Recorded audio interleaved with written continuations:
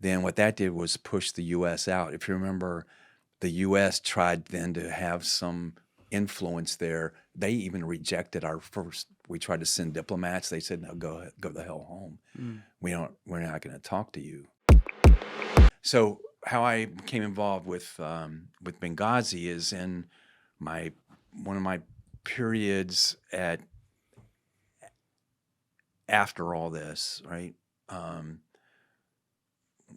What year was the Benghazi thing? 2012, I believe. Yeah, 2012. Yeah. I had just returned to the States from my last overseas job. And I was working in the Near East Division.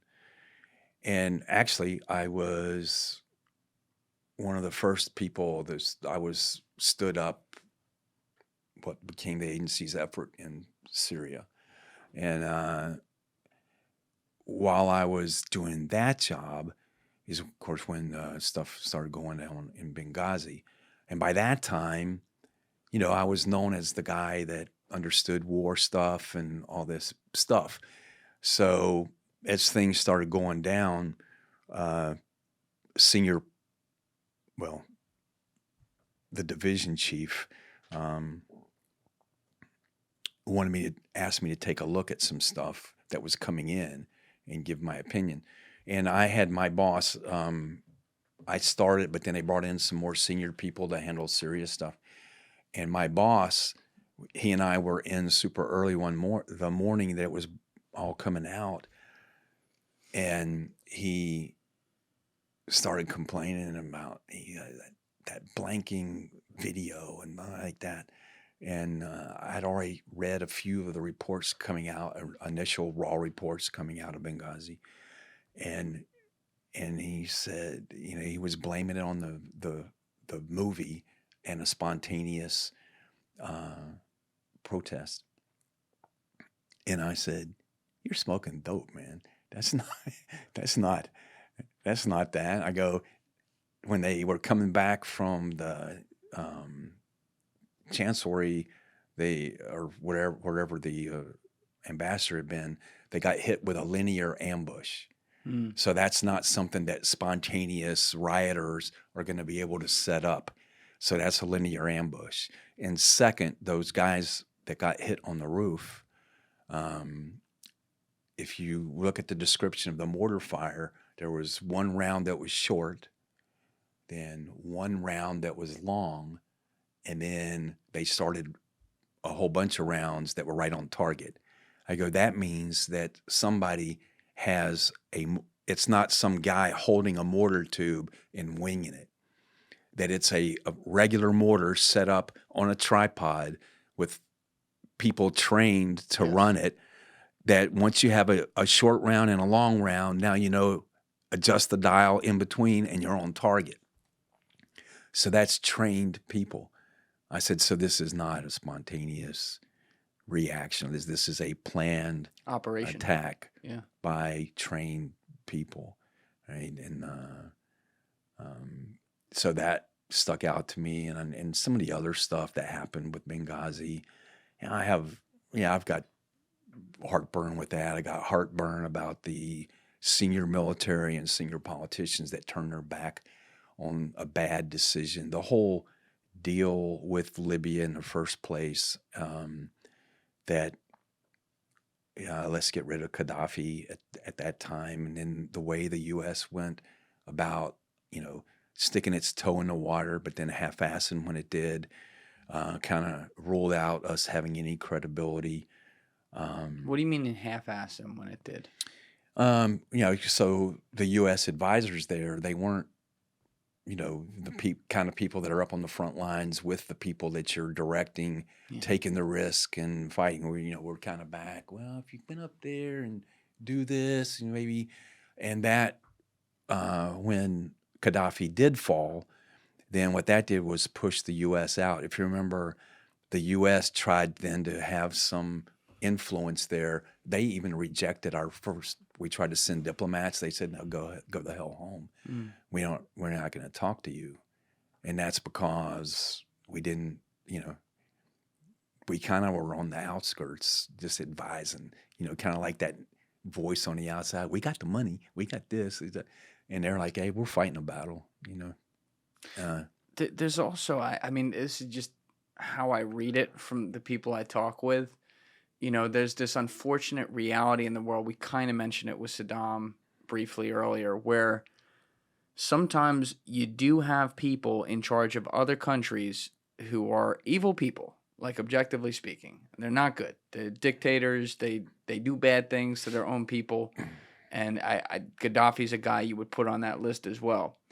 Yet we unfortunately seem to live in a world where sometimes, as annoying and against maybe even morality as it seems, leaving them in charge is actually better, or at least stabilizing. Yeah. And it may not be better for humanity and all that, but stabilizing is true.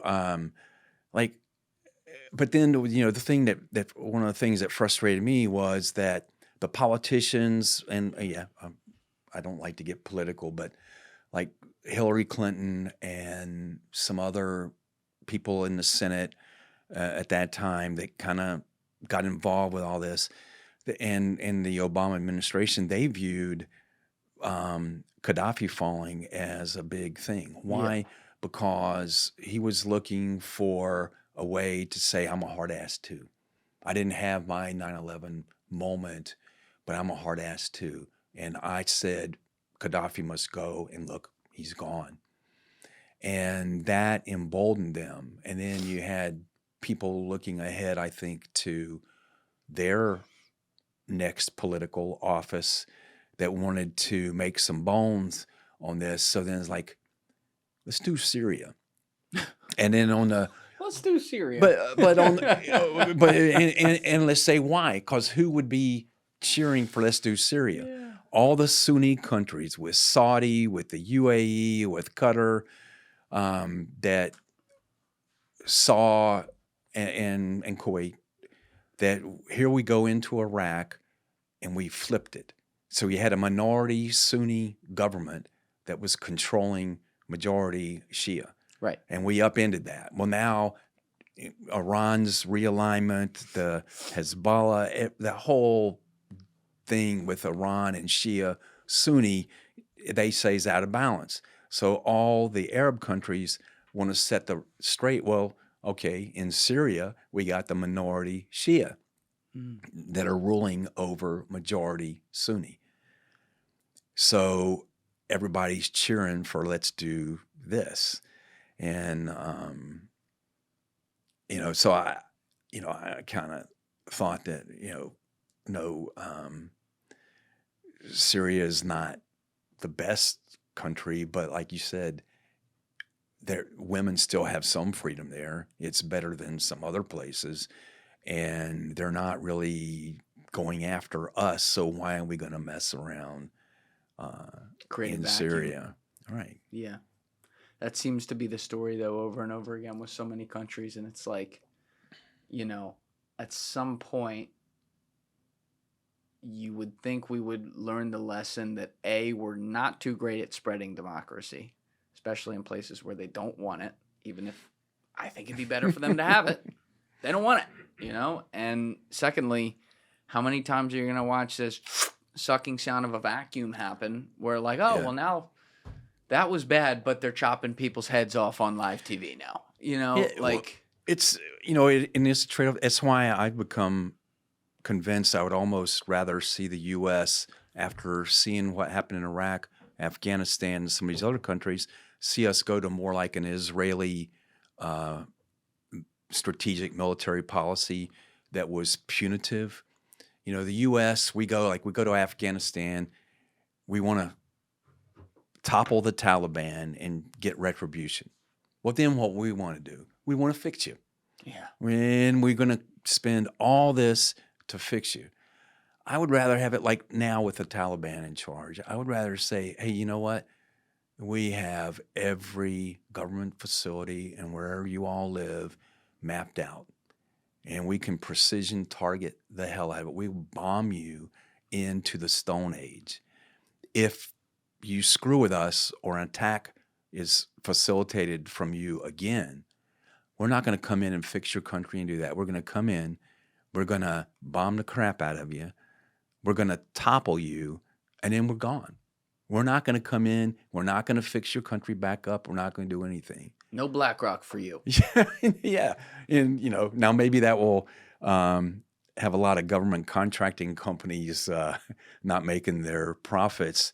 But I think and as Americans, we don't like that.